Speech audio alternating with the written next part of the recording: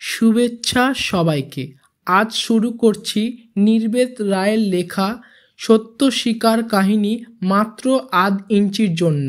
আধ ইঞ্চি? হ্যাঁ, মাত্র আধ ইঞ্চি। আর ওই আধ ইঞ্চির জন্যই মৃত্যুবরণ করতে হলো শ্বেতাঙ্গ শিকারী রবিশনকে। যদিও তার মৃত্যুর জন্য তার নিজের গোয়া তুর্মিও অনেকাংশে দায়ী, তবু মাত্র আধ ইঞ্চির লক্ষ্যভ্রষ্টতার জন্য বন্ধুর শোচনীয় মৃত্যুর কথা চিন্তা করে উইলসনের একটা দীর্ঘশ্বাস পড়ল।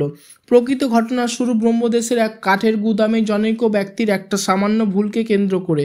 কিন্তু বর্তমানে আমরা ব্রহ্মদেশের পূর্বাঞ্চলে অবস্থিত একটি ক্লাবের পটভূমি থেকেই আমাদের কাহিনী শুরু করব। বোহেমিয়ান স্টেশন ক্লাব, বার্মা বা ব্রহ্মদেশের পূর্বাঞ্চলে অবস্থিত এই ক্লাবটিতে সেদিন বেশ জনসমাগম হয়েছিল একটি পার্টি উপলক্ষে।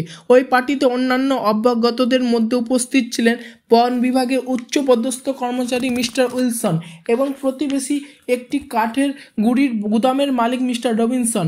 ব্রহ্মদেশে কাঠের গুঁড়ির ব্যবসা বহুল প্রচলিত এবং লাভজনক, কিন্তু রবিনসন শুধু ব্যবসাদার ছিলেন না, একজন আদৃত শিকারী হিসাবেও তার যথেষ্ট নাম ডাক ছিল। পার্টি চলাকালীন জনৈক তরুণ সামরিক অফিসার শিকারে ঠিক কোন শ্রেণীর রাইফেল বা বন্দুক ব্যবহার করা সে সম্পর্কে ওই দুই অভিজ্ঞ ব্যক্তির মতামত জানবার জন্য খুবই আগ্রহ হয়ে উঠেছিলেন। স্বভাবতই নবীন অফিসারটি শিকারের শখ ছিল প্রবল। শ্বেতাঙ্গ মিস্টার রবিশনকে তার মতামত ব্যক্ত করতে অনুরোধ করা হলে তিনি যে মত প্রকাশ করলেন তার সারমর্ম দ্বারাই নিজের স্নায়ুযন্ত্র ও লক্ষ্যভেদের ক্ষমতা সম্পর্কে নিঃসন্দেহ থাকলে শিকারে সবসময় হালকা রাইফেল ব্যবহার করা উচিত। প্রসঙ্গক্রমে রবিনসন .303 বোরের রাইফেল ব্যবহারের কথা পর্যন্ত উল্লেখ করলেন। .303 আগ্নেয়াস্ত্র বড় জন্তু শিকারের পক্ষে অবশ্যই খুব হালকা, যদিও ব্যবহারের পক্ষে যে কোনো ভারী রাইফেলের থেকে অনেক অসুবিধাজনক। অপর শ্বেতাঙ্গ মিস্টার উইলসন কিন্তু বন্ধুর এই মতে সায় দিলেন না। তার মতে অধিকাংশ নবীন শিকারী বড় জন্তু শিকারের ক্ষেত্রে নিজেদের স্নায়ুকে আয়ত্ত রাখতে পারেন না, অন্তত সম্পূর্ণভাবে তো নয়।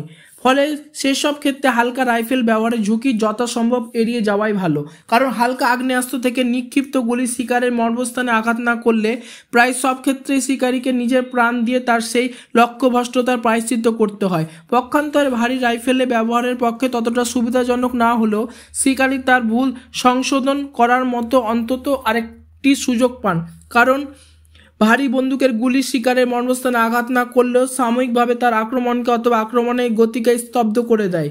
সেই সময় শিকারী তার সংশোধনের সুযোগ পেয়ে থাকে। ফলে যুক্তিযুক্ত কারণে উইলসনের বক্তব্যে ভারী আগ্নেয়াস্ত্র ব্যবহার করার কথা সুবিধাজনক বলে বিবেচিত হলো। স্নায়ুকে বশে এনে গুলি চালাতে না পারলে তাকে তো শিকারী বলে স্বীকার করাই কঠিন। রবিনসনের ভারী গলায় উত্তেজনার ছোঁয়া, স্পষ্টতই বোঝা যায় যে উইলসনের কথা তার ভালো লাগেনি। কিন্তু আমার বক্তব্য ছিল শিক্ষা নবিশদের ক্ষেত্রে তাদের সম্পর্কে কি তোমারও একই মত? ঠান্ডা নিরুত্তাপ গলায় উইলসনের প্রশ্ন ভেসে এলো টেবিলের অপর প্রান্ত থেকে। ততক্ষণে এই দুই অভিজ্ঞ শিকারীকে ঘিরে বেশ কয়েকজন উৎসুক ও কৌতূহলী ব্যক্তির ছোটোখাটো একটা ভিড় জমে গেছে।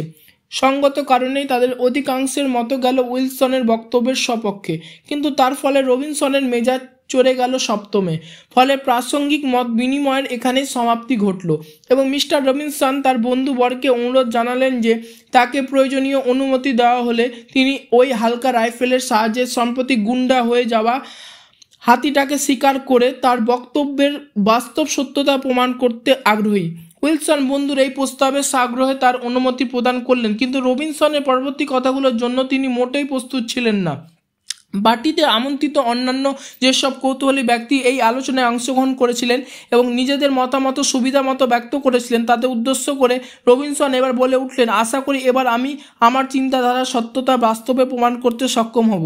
মাত্র .303 বোরের রাইফেলের সাহায্যে আমি গুন্ডা হাতিটাকে শিকার করব।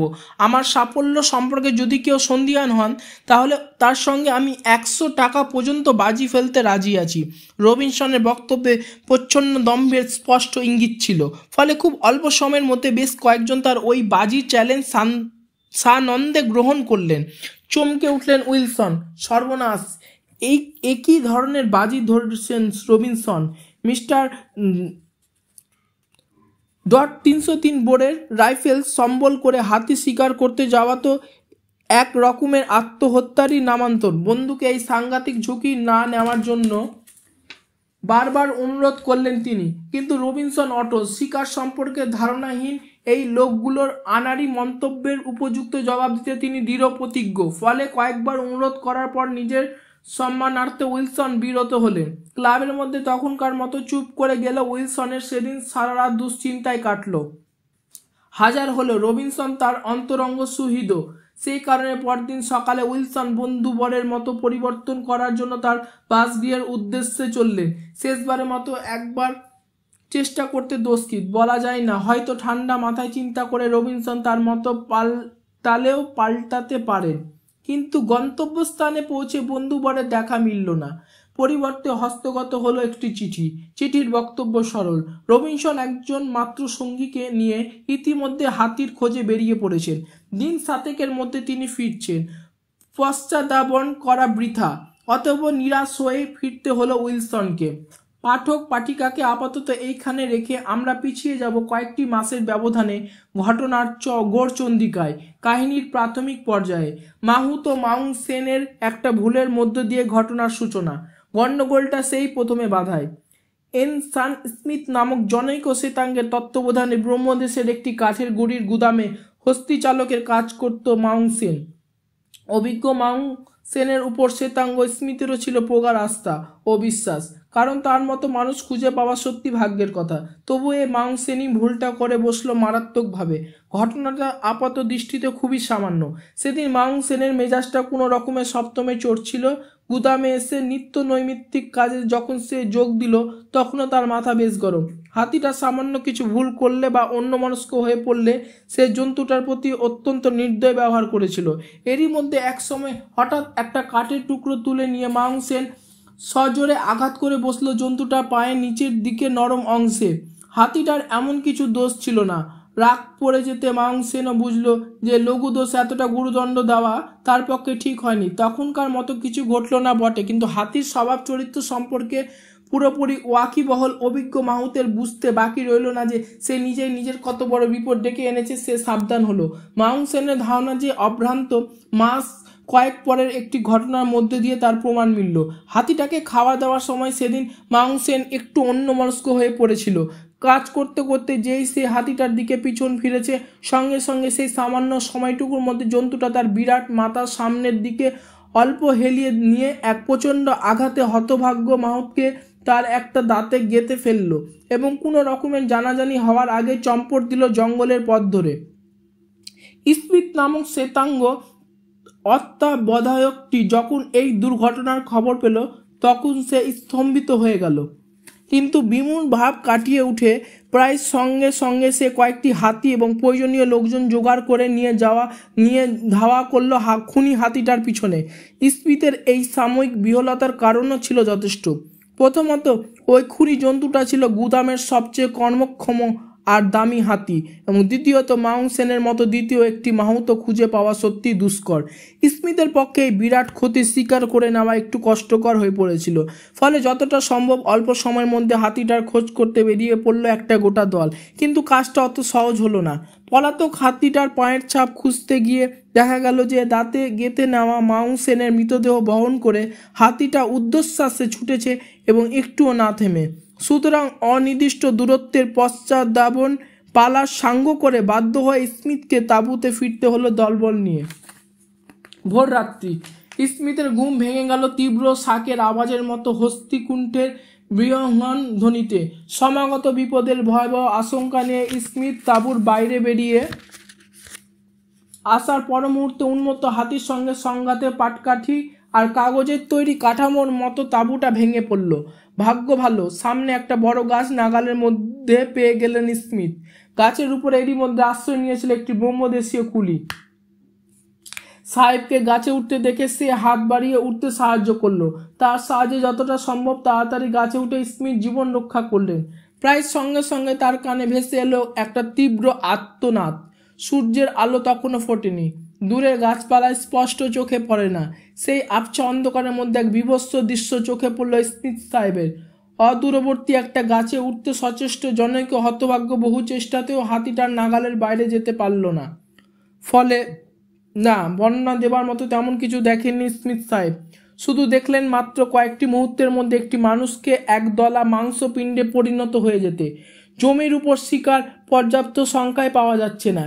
এই কথাটা একটু পরে খেয়াল হলো হাতিটার, এবং এবার সে নজর দিল বৃক্ষবাসী মানুষগুলোর উপর। প্রবল ধাক্কায় কেঁপে কেঁপে উঠতে লাগলো বিশাল গাছগুলো, কিন্তু বৃক্ষারোহী মানুষগুলোর সৌভাগ্যক্রমে উন্মত্ত দানবের সঙ্গে প্রচণ্ড সংঘাতের পরও তারা মাটি আঁকড়ে দাঁড়িয়ে রইল। বহুক্ষণ চেষ্টার পর ব্যর্থকাম হয়ে অবশেষে গুন্ডাটা যখন জঙ্গলে ফিরে গেল, তা আকাশে তখন দুপুরের গনগনে সূর্য। এই ঘটনার পরে উপদ্রুত অঞ্চলে হাতিটা নরক ঘাতক হিসেবে পরিচিত লাভ করতে শুরু করলো। বিভিন্ন বিক্ষিপ্ত বিয়োগান্ত ঘটনার মধ্য দিয়ে প্রায় 50 মাইল জায়গা জুড়ে তার কবলে প্রাণ হারালো বহু মানুষ, কিন্তু স্থানীয় শিকারীরা অথবা স্মিথ কেউ তার কোনো নাগাল পেত না। নরখাদক বাঘের মতোই জন্তুটা হয়ে উঠেছিল অসম্ভব চালাক। প্রায় মাস আষ্টেক পরের ঘটনা, দাতালটাকে মারবার জন্য তখন বেশ মোটা অঙ্কের পুরস্কার ঘোষিত হয়েছে বিভিন্ন ক্ষতিগ্রস্ত ব্যক্তি অথবা গুদাম মালিকদের তরফ থেকে। সেই সময় বোম্বের বোহেমীয় স্টেশন ক্লাবে একটি পার্টিতে বেশ কিছু আমন্ত্রিত ব্যক্তির সমাগম হয়েছিল। উইলসন এবং রবিনসনও ছিলেন তাদের মধ্যে অন্যতম। ওই দুই শ্বেতাঙ্গ শিকারীর মধ্যে মত বিনিময় এবং পরবর্তী পর্যায়ে বাদানুবাদের কথা আমরা আগে জেনেছি, এবং এখন সম্ভবত আমরা আজ করতে পারি যে কোনো গুন্ডা হাতিটার পশ্চাদাপন করে শিকার করতে বেরিয়েছিলেন রবিনসন। 7 দিনের নোটিশ জারি করে বন্দুকে চিঠি লিখে মিস্টার রবিনসন তার সঙ্গীকে নিয়ে বেরিয়ে পড়লেন হাতির খোঁজে। নিরাশ হয়ে দুশ্চিন্তা মাথায় নিয়ে ফিরে এলেন উইলসন। কী বা এখন করণীয় আছে তার একমাত্র অপেক্ষা করা ছাড়া। কাটলো 1, 2, 3 দিন, কোনো খবরই নেই রবিনসনের। অবশেষে 4র্থ দিন সংবাদ নিয়ে এলো বার্তাবাহক। উইলসন সেই সময় তার অফিসে কাজে ব্যস্ত। বার্তা বহনকারী ব্যক্তিটিকে চিনতে উইলসন রবিনসনের জনৈক সহকর্মী। অত্যন্ত উদ্বিগ্নভাবে সে এসে জানালো যে রবিনসনের 3 ভৃত্য স্বেচ্ছাচারে করে যে ব্যক্তিটিকে হাসপাতালে নিয়ে এসেছে সে লোকটি ছিল রবিনসনের হাতি শিকারের সঙ্গী। প্রচণ্ড আঘাতে তার সম্পূর্ণ দেহ পক্ষাঘাতে পঙ্গু হয়ে গেছে, আর রবিনসন সম্ভবত নিহত হয়েছেন, যদিও ঘটনার পুরো বিবরণী তার অজ্ঞাত। উইলসনের স্নায়ুকেন্দ্রে একটা তীব্র আলোড়নের সৃষ্টি হলো সাময়িক কালের জন্য, কিন্তু পরিস্থিতি সম্পর্কে যথেষ্ট সচেতন তার অভিজ্ঞ মন বুঝলেন মানসিক ভারসাম্য হারাবার সময় এটা নয়। ফলে যতটা তাড়াতাড়ি সম্ভব 2 ব্যক্তি রওনা হলেন হাসপাতালের দিকে। হাসপাতালে পৌঁছে ডাক্তারের কাছ থেকে উইলসন ও তার সঙ্গী জানতে পারলেন যে আহত ব্যক্তির অবস্থা খুবই সঙ্গীন। আঘাতের তীব্রতায় তার দেহের নিম্নাঙ্গ পক্ষাঘাতে সম্পূর্ণ পঙ্গু হয়ে গেছে।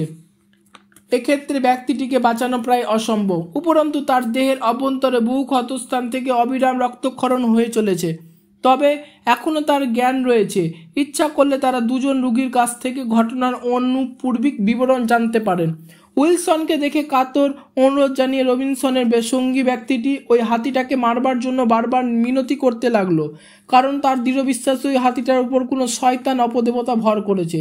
তার এই বিশ্বাস প্রমাণ করতে সে যে কাহিনীর বর্ণনা দিল তা যেমন ভয়াবহ তেমনই করুণ। টাটকোন গ্রামের কাছ থেকে সে এবং রবিনসন গুন্ডাটার পায়ের ছাপ খুঁজে পায়, কিন্তু সেদিনটা তাদের পুরোই ব্যর্থতায় কাটে, অর্থাৎ হাতিটার আর কোনো হদিসই পাওয়া যায়নি। সে রাত্রিটা গ্রামে কাটিয়ে পরদিন সকালে আবার জন্তুটার পিছনে ধাওয়া শুরু হয়। প্রায় ঘন্টা 3 ধরে চলে এই পশ্চাদাপন পর্ব। 2 শিকারী ক্রমে প্রবেশ করেন ঘন ঘাসে ঢাকা তৃণভূমির মধ্যে। চারিদিকে মানুষ, সমান উঁচু ঘন সন্নিবিষ্ট এলিফ্যান্ট গ্রাসের জঙ্গল। বর্জর 10-12 গজের মতো সোজা দৃষ্টি চলে। ধীরে ধীরে অত্যন্ত সতর্ক হয়ে এগোতে হচ্ছিল তাদের। এমন সময় হঠাৎ কোথা থেকে একটা মাছি উড়ে এসে পড়ল রবিনসনের চোখে। এই আপদ আবার কোথা থেকে জুটল এই সময়ে? রবিনসন তার সঙ্গীকে বললেন খুব তাড়াতাড়ি পোকাটাকে চোখ থেকে বার করতে। এমন সময় তাদের ডান দিকে একটু দূরে জেগে উঠল এক ভয়ঙ্কর বিহংধ্বনি।